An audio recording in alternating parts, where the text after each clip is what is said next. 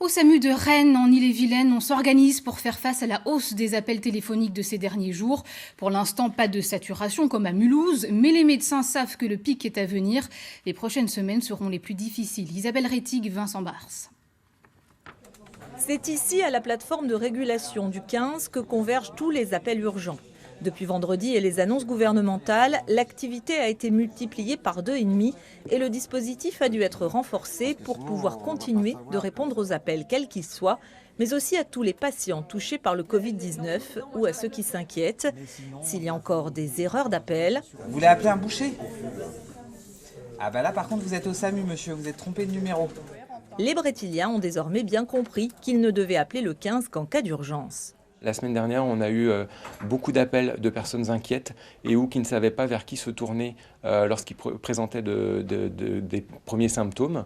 Et cette semaine, effectivement, le nombre d'appels a légèrement baissé et en plus, les gens qui appellent vraiment relèvent tout à fait du recours au 15. Le centre de régulation a aussi obtenu le renfort de 15 étudiants en médecine qui, après une petite formation, vont pouvoir prêter main forte pour traiter les appels. Vous avez des courbatures ou des difficultés à respirer? C'est une façon d'aider un petit peu à notre échelle, parce que nous, du coup, on est encore qu'en 3e année de médecine, donc on n'a pas autant de capacité que les autres étudiants qui sont externes ou internes. Mais du coup, c'est une façon d'aider, et en plus, ça nous fait quelque chose à faire en plus que nos cours chez nous à la maison.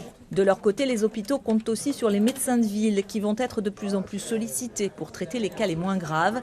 Un vrai soulagement lorsqu'il faudra faire face au pic de l'épidémie. On appelle le 15 devant toute situation d'urgence, qu'elle soit en lien ou pas avec le Covid, bien sûr.